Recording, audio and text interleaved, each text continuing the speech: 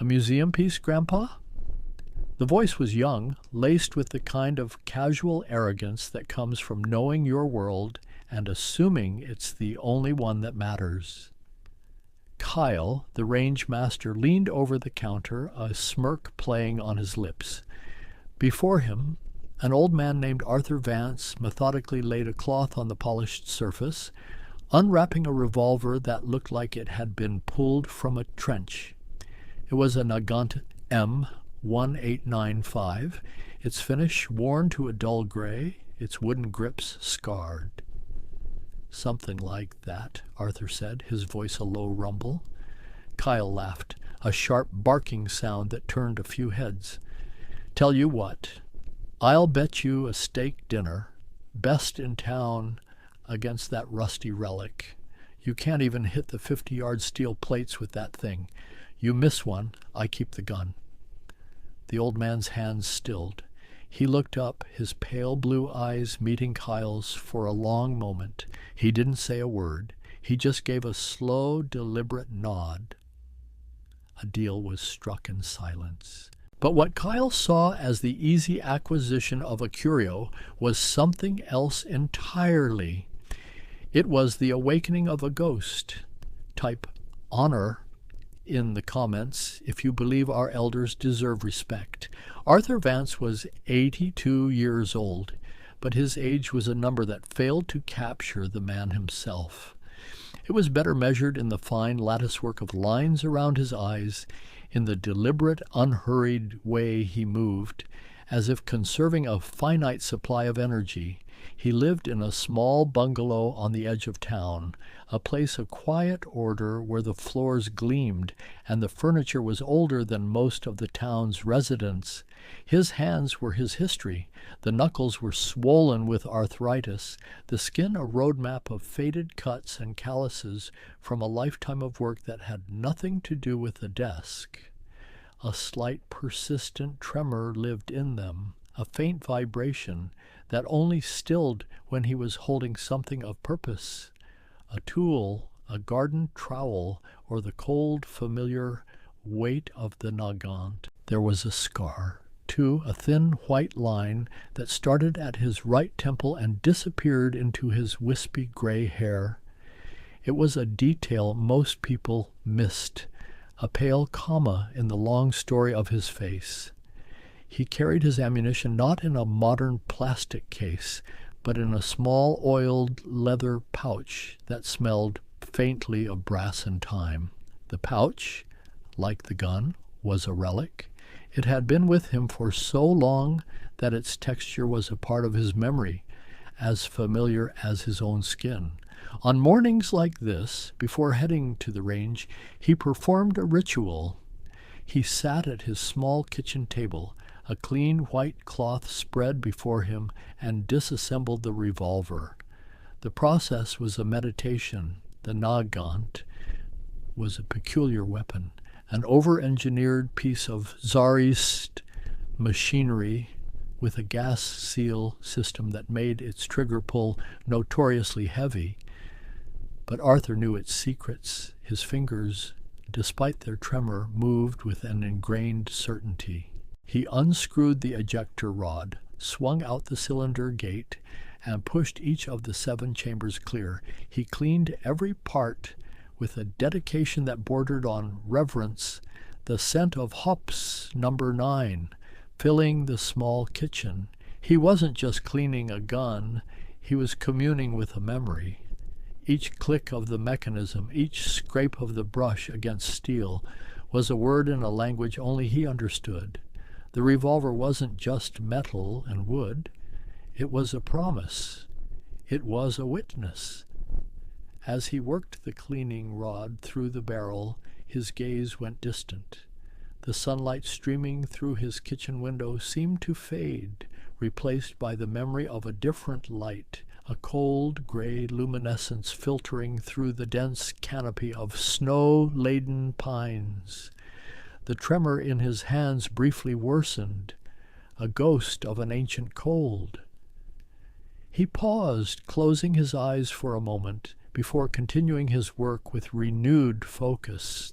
He reassembled the gun, the clicks of the parts fitting together sounding final and absolute in the quiet house. He loaded 7 brass-cased cartridges into the cylinder, their pointed bullets disappearing into the chambers. He then placed the revolver back in its cloth wrapping. A silent gray sentinel. But what none of them knew, not the officers, not the bystanders, not even the man recording on his phone, was that in exactly 11 minutes, a black SUV would pull into that parking lot and change every single thing about this moment. The guns and glory shooting range was the antithesis of Arthur Vance. It was new, loud, and aggressively modern. Polished concrete floors, bright fluorescent lighting, and digital displays humming above every lane. The air was a sharp cocktail of gunpowder, aerosolized lead, and the cloying sweetness of a high-end gun cleaner. It was a place for enthusiasts of the tactical, a playground for men who wore shirts festooned with Velcro patches and spoke in a clipped jargon of muzzle velocities and MOA. They came with polymer pistols nested in Kydex holsters and AR-15S bristling with lasers, lights, and optics that cost more than Arthur's monthly pension. Into this world, Arthur walked like a figure from a sepia-toned photograph. His flannel shirt was soft with age, his work boots scuffed and comfortable. He carried no oversized range bag, just the small bundle in his hand and the leather pouch on his belt. He was an anachronism, a ghost of a different era of marksmanship, and the younger patrons watched him with a mixture of pity and condescension. Presiding over this domain was Kyle Matthews.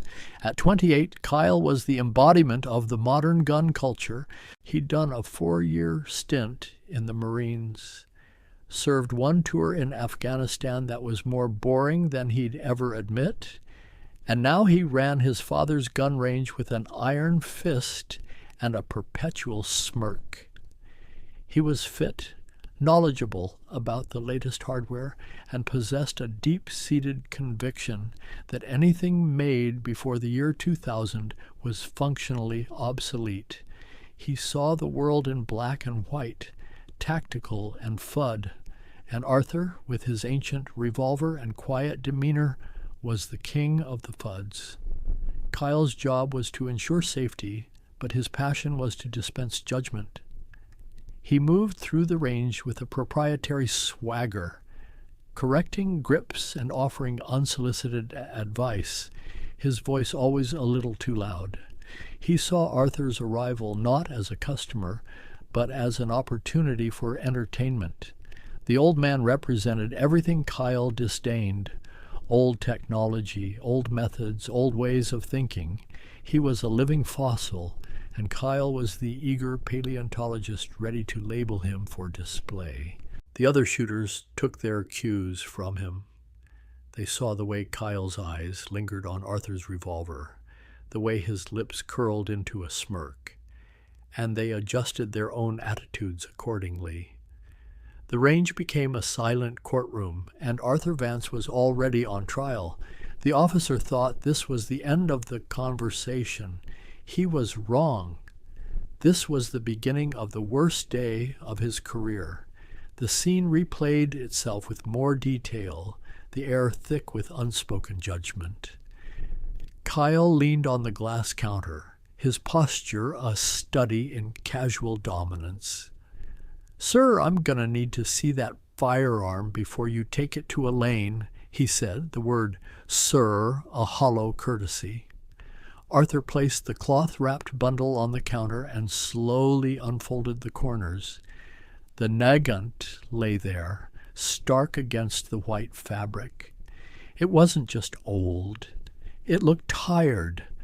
The bluing was gone from the barrel and the sharp edges of the frame, worn away by a century of contact with holsters and hands. Small pits of ancient rust dotted the cylinder. Kyle picked it up, his grip careless. "Whoa! Nagant M1 895. Haven't seen one of these outside of a video game. Does it even work? He worked the action, his eyebrows raising at the monstrously heavy double action pull. Geez, you need a winch to fire this thing. Arthur's face remained impassive. It works. All right, Grandpa, Kyle said, placing it back down with a dismissive thud. Lane 7. And just so you know, our backstop is rated for modern cartridges. Try not to, break anything with that cannonball launcher. His tone was laced with sarcasm, each word a small jab. A few of the other shooters chuckled. One of them, a man named Dave, with a beard and a shirt that read Mullen Labe, sauntered over. What is that thing? Your grandpappy's service revolver from the Spanish-American War? Arthur didn't rise to the bait. He simply gathered his firearm and his small pouch of ammunition and started toward the assigned lane. His silence seemed to irritate Kyle more than any retort could have. It was a quiet dignity that the younger man couldn't penetrate, and so he had to escalate. He had to turn his private mockery into a public spectacle. He followed Arthur to the lane, his voice booming over the intermittent crack of gunfire from other shooters. Hold on a second, old-timer. I feel a sporting proposition coming on. That was when he laid out the terms of the bet, his voice loud enough for everyone to hear. He wanted an audience for the old man's humiliation. Arthur, for his part, seemed to be in another world.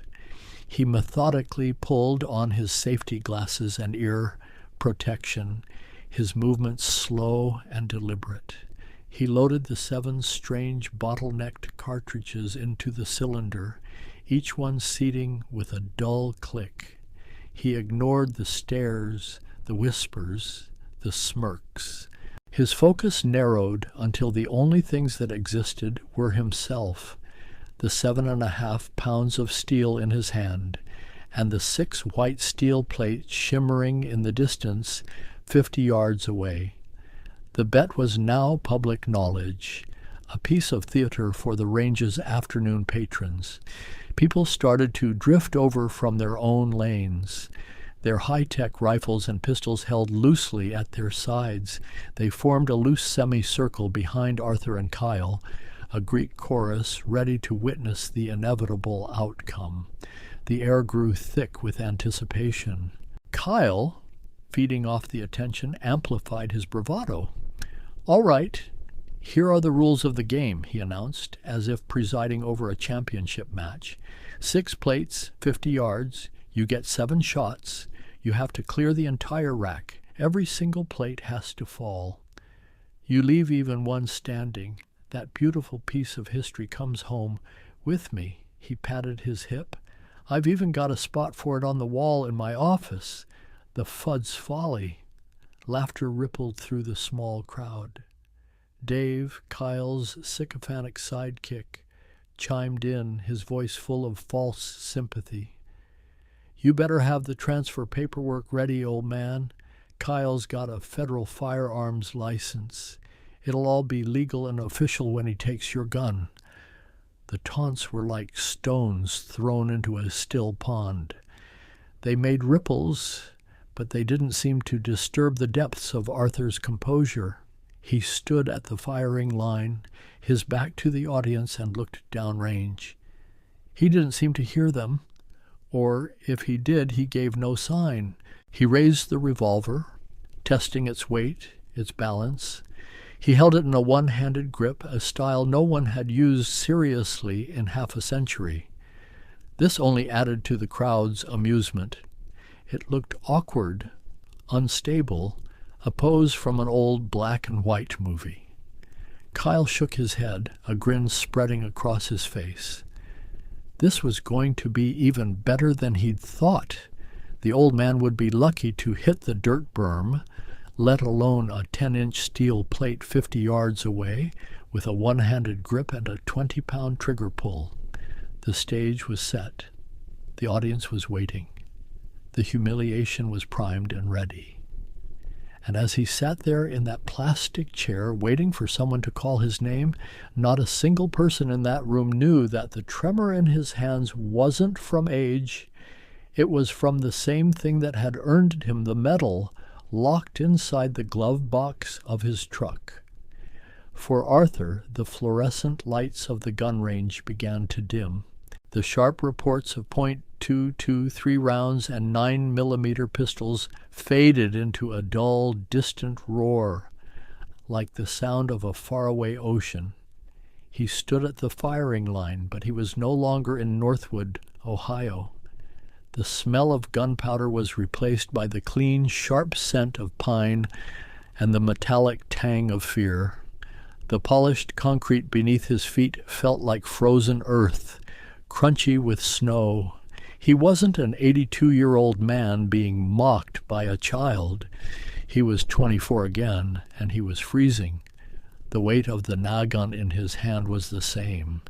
It was a desperate weight, the last tool he had in a world that had been reduced to survival. The tremor in his hand wasn't arthritis. It was a memory of profound cold, of days without food, of the adrenaline that had kept him alive while his friends lay still and silent in the snow beside him. He could feel the rough bark of a pine tree against his back, hear the crunch of boots in the snow behind him. Not the casual footsteps of the range patrons, but the heavy, methodical tread of huddled hunters. He saw the faces of the men he was with, young men whose names were now etched only in his memory and on a black granite wall in Virginia. He remembered their laughter, their quiet confidence, and then their silence. He remembered the weight of their intelligence, the critical information he had to protect. The 6 steel plates downrange, blurred and sharpened. They were no longer targets for sport. They were threats. Each one represented a man in a heavy coat, a man with a rifle, a man who stood between him and survival, between failure and fulfilling a promise made to the dead. The mocking voice of Kyle Matthews echoed in his mind, but it morphed, the pitch changing, the language shifting until it was the harsh, guttural command of another young, arrogant man from a lifetime ago. A man whose face he could still see with perfect clarity, the last face he saw before the world went black. A slow breath in and out. The cold air of the Urals filled his lungs, then the warm, filtered air of the range. He was here, now. The past was a ghost, but the gun in his hand was real. The promise was real. The target was real. And the tremor in his hand, the memory of that terrible cold, finally stilled. The moment hung suspended in the air. Kyle crossed his arms, the picture of smug certainty. The crowd behind him leaned in, phones raised to capture the coming failure. Arthur stood alone, a frail-looking figure against the backdrop of the noisy range. He raised the revolver, his arm extending straight out, his body locked into a classic Weaver stance that was as outdated as the gun itself. Kyle's smirk widened. A one-handed grip would have been amusing. A two-handed grip on that antique was just pathetic. He opened his mouth to make another crack, but the sound that came next stopped him. Click. It was a small, sharp, metallic sound. It wasn't the sound of a trigger being pulled. It was the sound of a hammer being manually cocked. Arthur's thumb had pulled the hammer back, switching the Nagant from its brutal double action pull to its crisp, light single-action mode.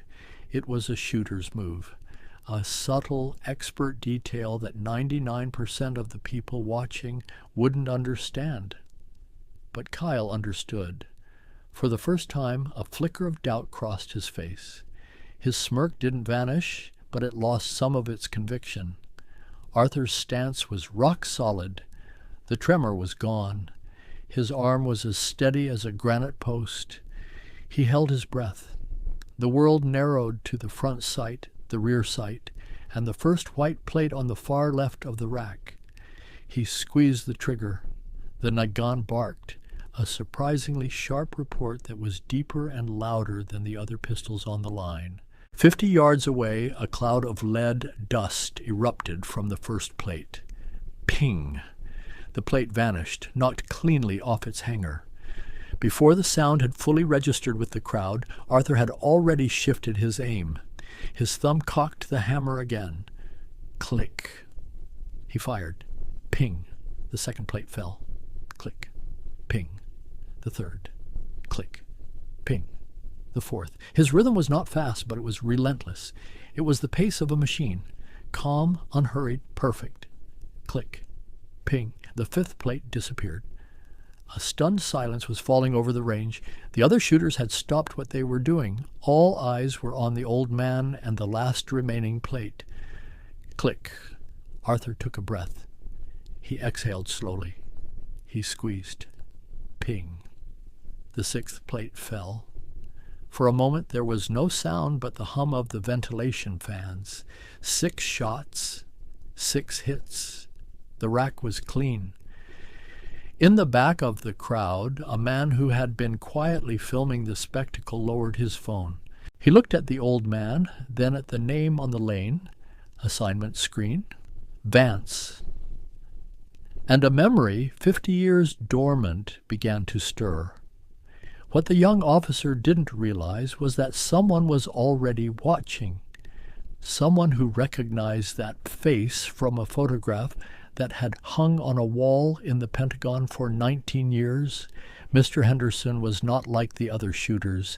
He was in his late 70s, a retired Air Force colonel who came to the range once a month to keep his skills sharp with his old hunting rifle. He had seen his share of combat, not from the ground, but from 30,000 feet. He understood discipline, control, and the quiet professionalism that separated true warriors from loud amateurs. When he first saw Arthur, he saw what everyone else saw, a frail old man with an ancient gun. But when Arthur started shooting, Henderson saw something else entirely. He didn't just see good marksmanship. He saw the economy of motion. He saw the breathing control, the way Arthur managed the recoil of the old revolver. He saw the stance, a relic of a bygone era. Yes, but executed with a master's perfection. It was the single-action cocking of the hammer that truly caught his attention. It was a move born not of sport, but of necessity, a way to guarantee a perfect trigger pull under immense pressure. Then he heard Kyle use the name, Vance. The name, combined with the face, the age, the scar by the temple, and the impossibly specific choice of a Nagant Revolver, coalesced in his mind. It was 1,000,000-to-1 shot, a ghost of a memory from a classified briefing he'd attended at the Pentagon in the late 1970s. The topic had been deep cover operations during the height of the Cold War. They had shown a grainy black and white photograph of a young man, part of a team that had been lost. The team's code name was Whiskey Trio. The briefer had spoken in hushed, reverent tones about the team's leader, a man who had held off a Soviet hunter-killer team with a captured sidearm, allowing critical intelligence to be saved. The man's name was Arthur Vance. He had been declared KIA. His body never recovered. It couldn't be. It was impossible. But as Henderson looked at the old man standing calm amidst the stunned silence, he knew. He slipped away from the crowd, pulling out his phone. He scrolled through his contacts to a number he hadn't dialed in years. The phone rang twice before it was answered with a crisp Thorn. "General," Henderson said, his voice low and urgent. "It's Henderson. Jim Henderson." "Jim, it's been a long time. Everything all right?" "More than all right, sir. You're not going to believe this. I'm at a civilian shooting range in Northwood. I think I just saw a ghost named Vance." There was a long pause on the other end of the line. Then General Thorne's voice, suddenly sharp and focused, cut through the silence. "Stay right where you are, Jim. Don't let him leave. I'm on my way." 300 miles away, a man in a pressed uniform picked up his phone. He listened for exactly 4 seconds. Then he grabbed his keys and walked out of his office without telling anyone where he was going. Kyle stood there, his jaw slack. The easy afternoon of entertainment had just evaporated, leaving behind a residue of public humiliation. The crowd was murmuring, looking not at the fallen plates, but at him. He was the expert, the Marine, the one who was supposed to be in control. And he had been proven utterly, completely wrong. He scrambled to regain his composure, forcing a laugh that sounded brittle and hollow. "Well, damn, old-timer, I'll be. Must be your lucky day. A deal's a deal, I guess." He was trying to end it, to brush it off as a fluke, a lucky streak. He wanted Arthur to take the win and leave, allowing the incident to fade into a funny story he could tell later, edited to make himself look better. He started to walk toward Arthur, intending to shake his hand and guide him toward the front counter to settle the bet and get him out the door. But Arthur wasn't moving. He stood at the firing line, calmly using the ejector rod to push the 7 spent casings from the cylinder. They tinkled onto the small shelf at his station. Then, with the same unhurried pace, he reached into his leather pouch and began to reload. 1 cartridge, then another, then a third. The metallic clicks were the only sounds in the now silent range. Kyle stopped. "Hey, what are you doing? You won? Let's go settle up." Arthur finished loading the cylinder and snapped it shut. He turned his head slightly, his pale blue eyes fixing on Kyle. His voice, when he spoke, was quiet, but it cut through the room with the clarity of a bell. "You said clean every plate?" He gave a slight nod of his head toward the far end of the range, past the now empty plate rack. "There are more plates." He was gesturing to the dueling tree, a more challenging target with 6 smaller, swinging plates. Hitting them at 50 yards with a modern pistol was difficult. Hitting them with a century-old revolver with rudimentary sights was considered by most to be impossible. The crowd, which had started to disperse, now surged forward again, a wave of renewed interest. This was no longer about a simple bet. This was something else. Kyle's face, which had been pale with shock, now began to flush with anger. He felt trapped. "That wasn't the bet," he snapped. "The bet was for the plate rack. You won. It's over." Arthur turned to face him fully. He looked at the young man, then at the Nagant in his hand, then back at the young man. "The gun," Arthur said softly, "is worth more than 1 rack." The unspoken challenge hung in the air, thick and heavy. Kyle was being called out, his authority and expertise questioned in front of his customers. He had no choice. He could either back down and look like a coward, or he could double down and risk even greater humiliation. But what none of them knew was that a black SUV was pulling into that parking lot and would change every single thing about this moment. The squeal of tires in the parking lot was incongruous with the tense silence inside the range. It wasn't the sound of a casual arrival. It was the sound of purpose. A few moments later, the front door of the range swung open, letting in a blinding slice of afternoon sunlight. A figure stood silhouetted in the doorway. As he stepped inside, his form resolved into a man in his late 60s, ramrod straight, with silver hair cut in a severe military style. He wore a dark, impeccably tailored suit that seemed out of place in the casual environment, yet it gave him an undeniable aura of authority. The room, which had been focused entirely on the drama between Arthur and Kyle, now shifted his attention to the newcomer. People instinctively took a step back. This was General Marcus Thorne, retired, though the bearing of command had never left him. His eyes, the color of chips of ice, scanned the room with a practiced efficiency that missed nothing. He ignored the tactical gear, the modern weapons, the curious stares. His gaze swept past Kyle as if he were a piece of furniture and locked onto the old man standing at lane 7.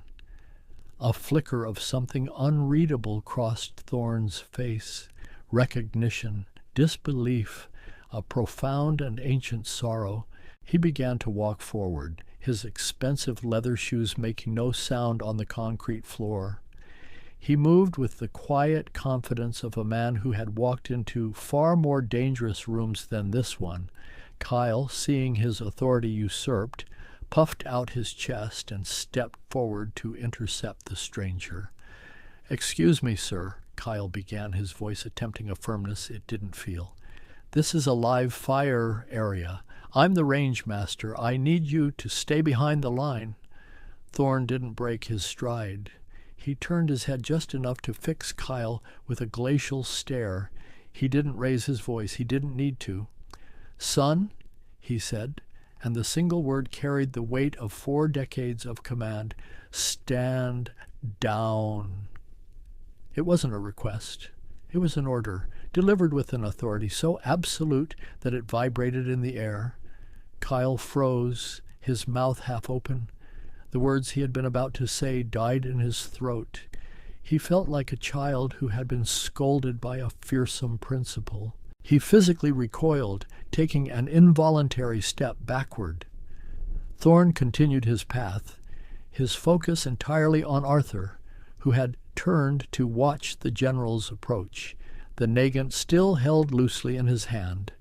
The 2 men, one in a worn flannel shirt and the other in a $1,000 suit, stood 10 feet apart, an invisible current passing between them across a gulf of 60 years.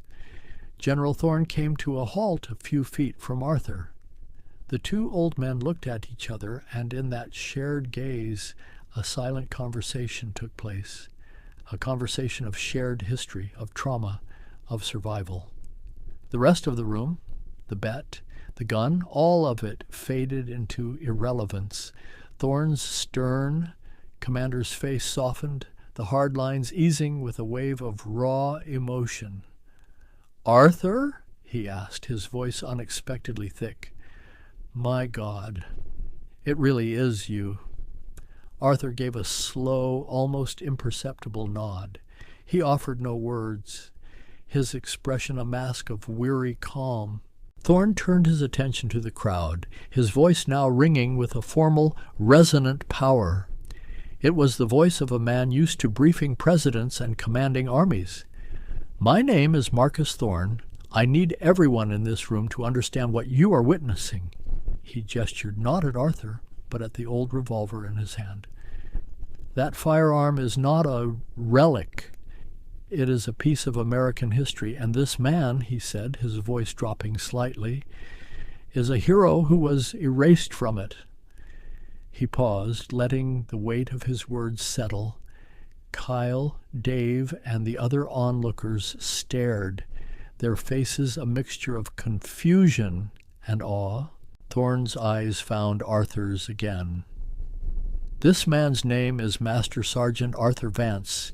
In the winter of 1963, during the absolute depths of the Cold War, he was the leader of a 3-man special operations team. Their unit was so secret it didn't officially exist. Their mission was codenamed Winter Sun." Thorne began to pace slowly, his voice painting a vivid, chilling picture. They were dropped into the Ural Mountains with minimal gear and one objective: to visually confirm the existence and location of a new generation of Soviet ICBM silos. Silos we believed were being hidden from our satellite surveillance. They were on the ground for 17 days in temperatures that dropped to 40 below zero. They were hunted by the best trackers the Spetsnaz had. They found the silo. His voice hardened. And then they were compromised. His two partners, good men, were killed in the initial contact. Arthur was wounded alone, and hundreds of miles behind the Iron Curtain. Thorne stopped and pointed directly at the Nagant. He held off an entire Spetsnaz platoon for 6 hours with nothing but that captured revolver and the 12 rounds of ammunition he had for it.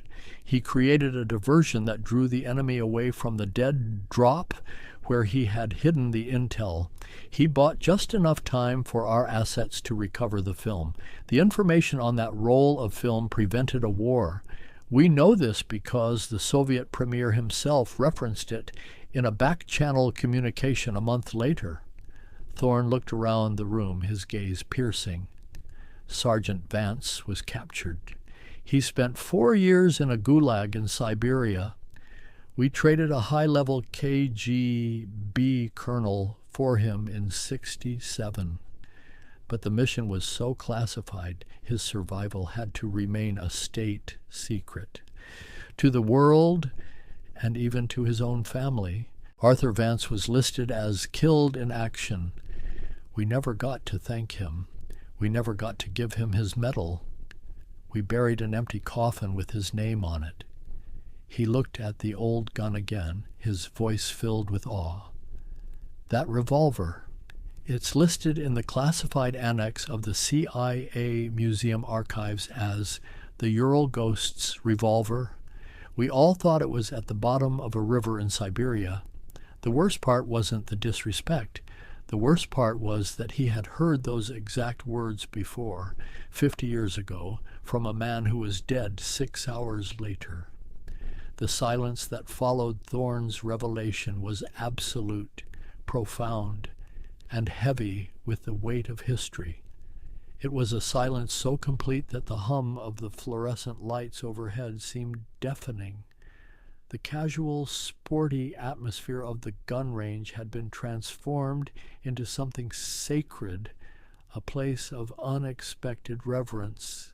Every person in the room was frozen, their minds struggling to reconcile the image of the quiet, frail old man with the legendary warrior the general had just described.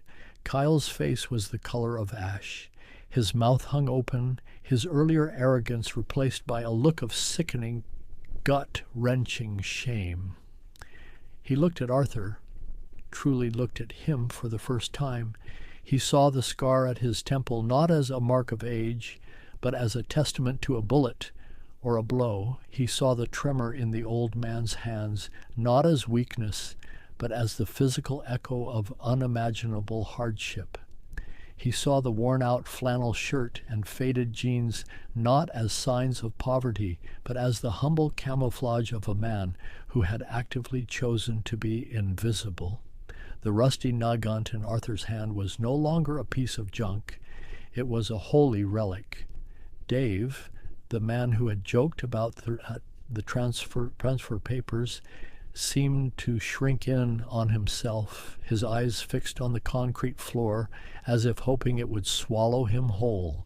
The other onlookers were similarly chastened, their faces etched with a mixture of shock and deep, profound respect. General Thorne walked the final few feet to Arthur and placed a firm, gentle hand on his shoulder. It was a gesture of immense respect, of brotherhood. "We never got to thank you, Arthur," Thorne said again, his voice thick with 60 years of unspoken gratitude. "Properly." For the first time, Arthur's composure seemed to crack. A long, shuddering breath escaped him. The iron control he had maintained for decades faltered. His shoulders, held ramrod straight for so long, slumped slightly. He slowly, deliberately lowered the revolver and placed it on the shelf in front of him. His hands were trembling again, visibly now, but it wasn't the tremor of age or of a cold memory. It was the tremor of release, of a burden finally being set down. He turned his head and looked at Kyle. His pale blue eyes held no anger, no triumph, no, "I told you so." They held only a deep, weary sadness. "The steak," Arthur said, his voice barely a whisper, but clear in the total silence. "I'll have it medium rare." The simple, mundane request was so incongruous with the epic tale that had just been told that it shattered the tension. It was an act of profound grace, a way of letting the young man off the hook, and for Kyle it landed with more force than any shouted rebuke or condemnation ever could. It was a statement of a simple human dignity, and it broke him. Kyle felt the blood rush from his head. He swayed on his feet, the world tilting slightly. The old man's quiet request for a steak was a judgment more severe than any court-martial. It was a quiet, dignified absolution he hadn't earned and didn't deserve. He couldn't form words. A dozen apologies, excuses, and self-recriminations warred in his throat, but none could escape. He just nodded dumbly, a single jerky motion. He turned, his movements stiff and robotic, and walked back to the main counter. He fumbled for his wallet, his fingers clumsy and unresponsive. He pulled it out and slapped it onto the glass countertop with a sound that cracked the silence. "Anything," he choked out, his voice raspy. "Anything you want. A steak, a new gun, a lifetime membership.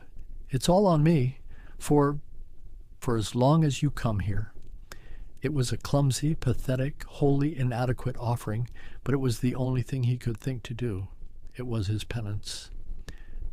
Mr. Henderson, the retired colonel who had made the call, quietly stopped the recording on his phone.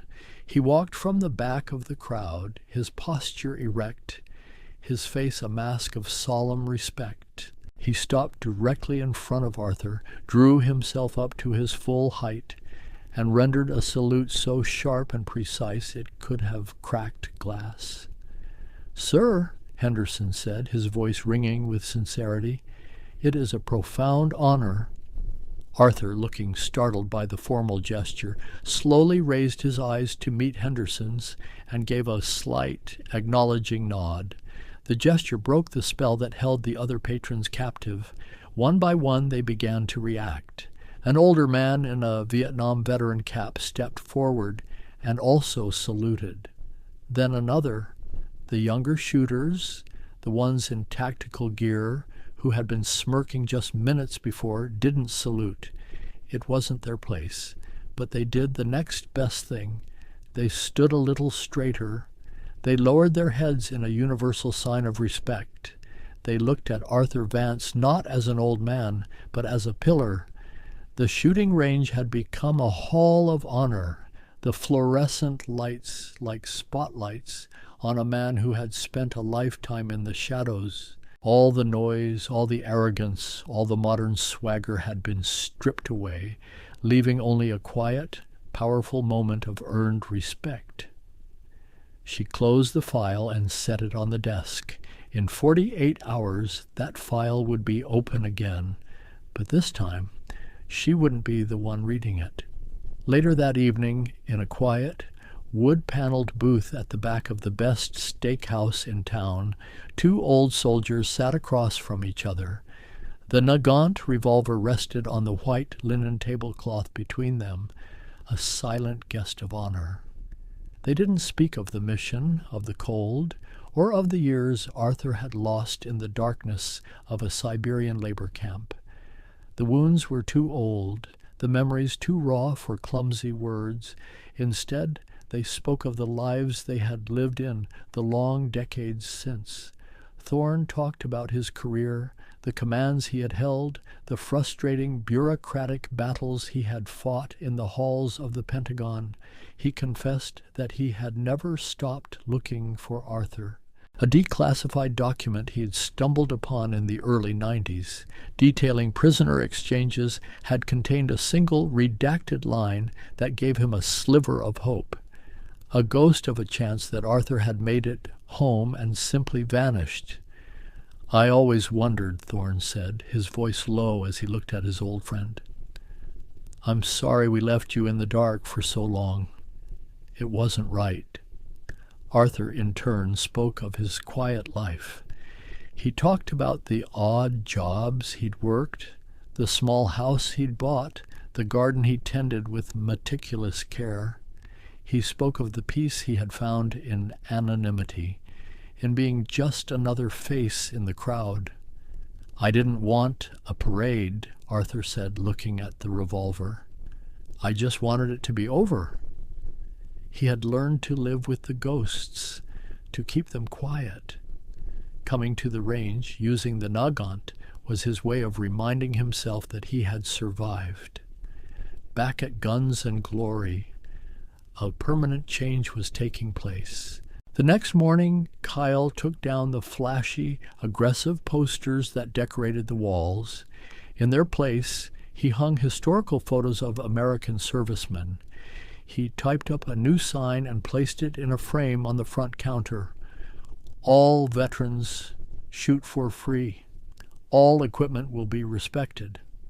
He began researching ways to start a local chapter of a veterans outreach program, one that used shooting sports as therapy. The first person he called to ask for help was Dave, who agreed without hesitation.